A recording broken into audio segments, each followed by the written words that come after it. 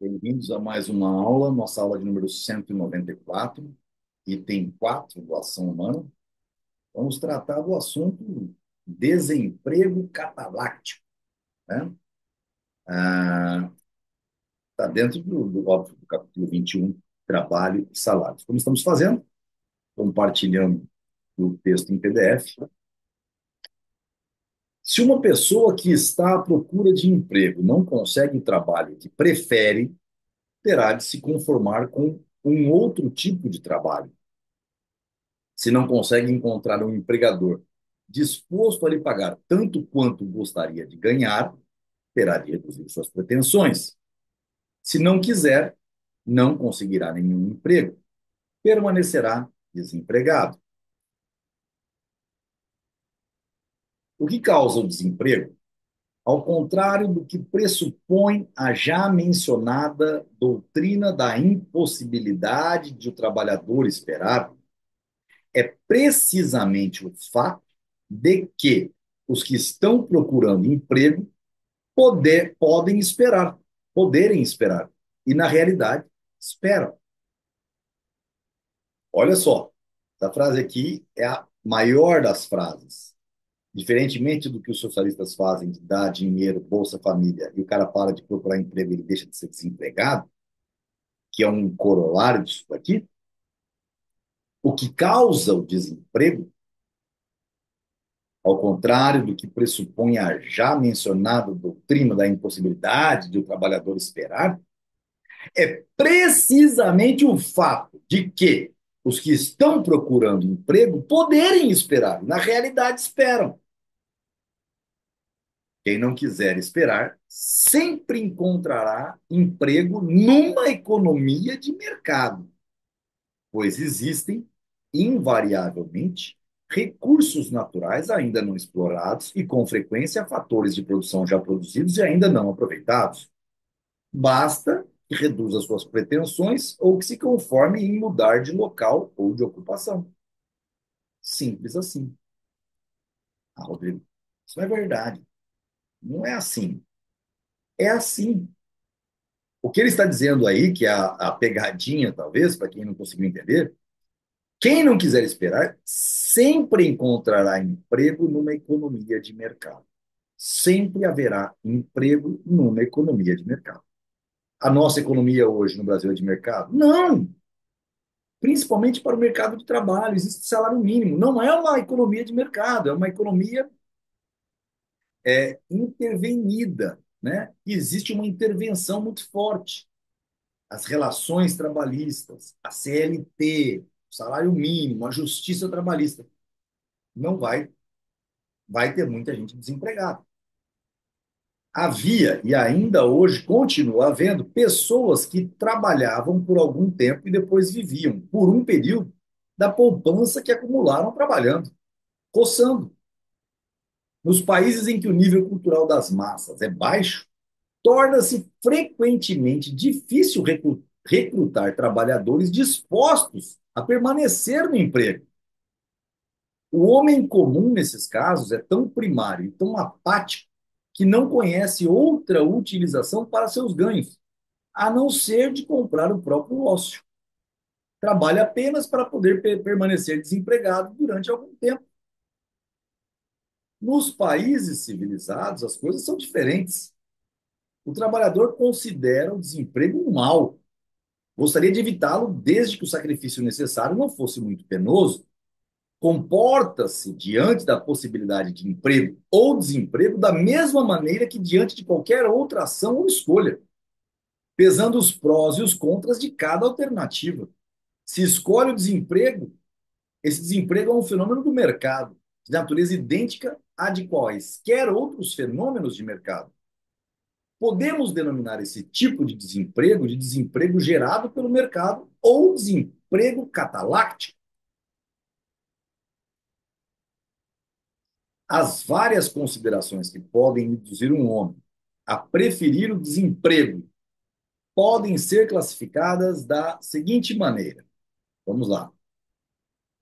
Primeira maneira. O indivíduo acredita que acabará encontrando um emprego bem remunerado no lugar onde mora e na ocupação que mais lhe agrada e para a qual já foi treinado.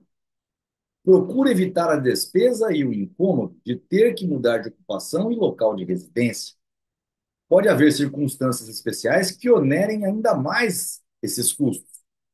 Um trabalhador que possui sua própria casa está mais fortemente ligado ao local de sua residência do que as pessoas que vivem em apartamentos alugados. Uma mulher casada tem menos mobilidade que uma mulher solteira. Existem também ocupações que ocorrem para diminuir a habilidade profissional, dificultando o retorno à profissão anterior. Um relojoeiro que trabalha durante algum tempo como lenhador pode perder a destreza necessária para a sua ocupação anterior. Em todos esses casos, o indivíduo prefere o desemprego temporário porque acredita que sua escolha é mais vantajosa a longo prazo. 2. Existem certas ocupações cuja demanda está sujeita a consideráveis variações sazonais.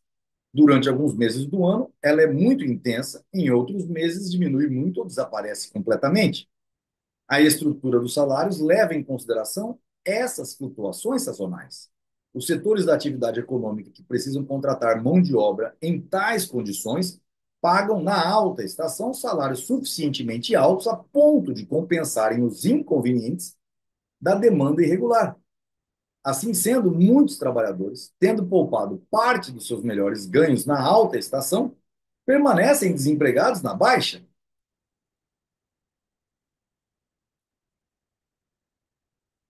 3. O indivíduo prefere o desemprego temporário a partir de considerações que, na linguagem comum, são qualificadas de não econômicas ou até mesmo de irracionais. Por exemplo, quando o indivíduo não aceita empregos por serem incompatíveis com suas convicções religiosas, morais ou políticas, quando recusa ocupações que poderiam prejudicar o seu prestígio ou sua posição social, quando se deixa levar por critérios tradicionais sobre o que é próprio ou o que é desonroso para um cavalheiro. O desemprego no mercado livre, não obstruído, é sempre voluntário. Para o desempregado, o desemprego é o menor de dois males entre os quais ele tem que escolher.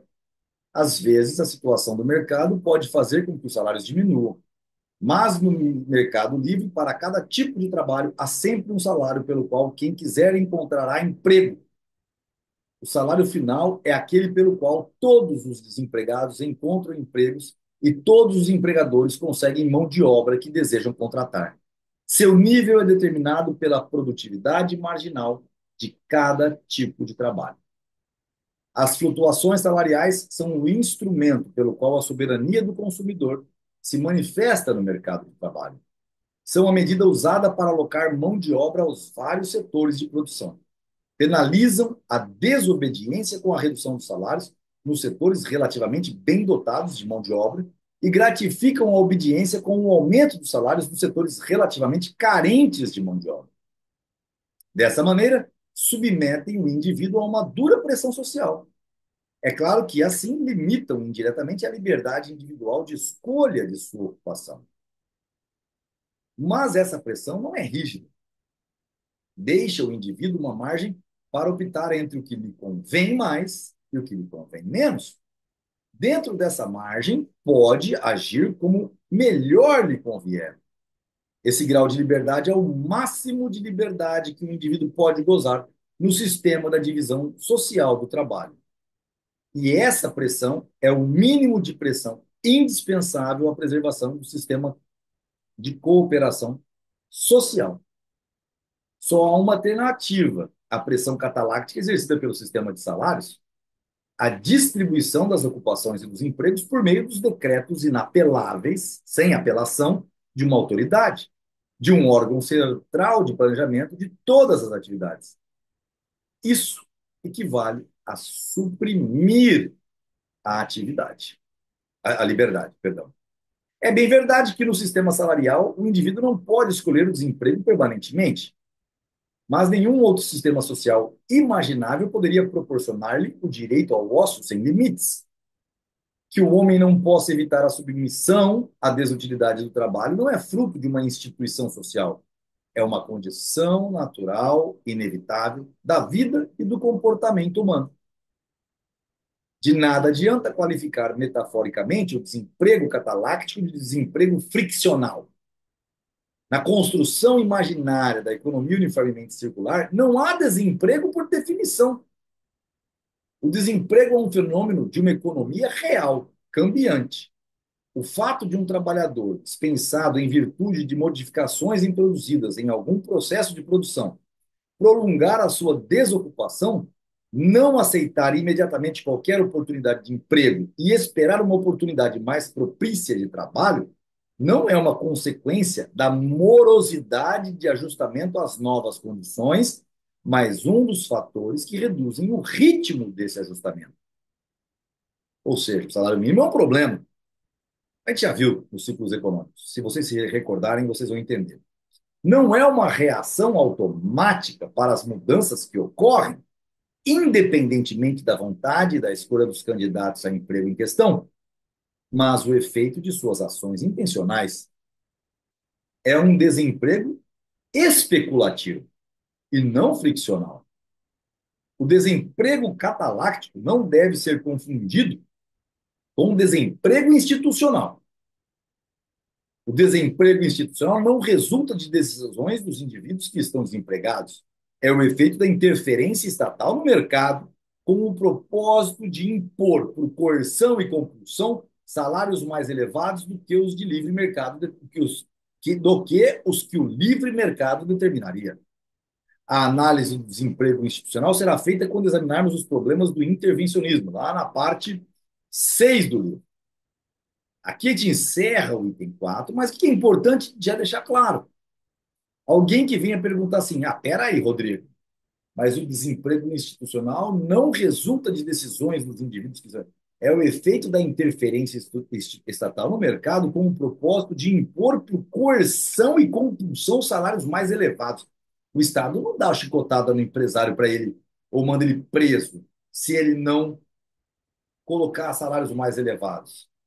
Sim, ele faz isso. O Estado faz isso. Na verdade, o Estado mata o empresário que não obedece o limite inferior de salário que ele determina. Se você contratar pessoas para trabalhar abaixo do salário mínimo, você vai ser multado, vai ter que pagar com seus bens uma coisa que para você foi acordado de comum acordo entre você e a outra parte. Então, o Estado institucionaliza, te pune. Mas e se você não pagar? Você vai tomar mais multa. E se você não pagar e ainda brigar com o Estado, não deixar ele tomar suas coisas, seus bens. Disser, esses são os meus bens, vocês não vão tomar. Ficar lá dentro dos seus bens. Eles vão tentar te tirar a força. E se você revidar com força? Eles vão usar mais força ainda. E se você atirar neles, eles vão atirar em você e vão te matar. Toda lei é uma lei capital. Toda lei termina em morte. Não existe lei boazinha. O Estado, ele coloca o salário mínimo e impõe por coerção e compulsão. E aí ele deixa muita gente desempregada. Então, esse é o desemprego institucional. Não pode ser confundido jamais com desemprego cataláctico. E encerramos aqui, então, nosso item 4. Espero vê-los na próxima aula, item 5 do capítulo 21.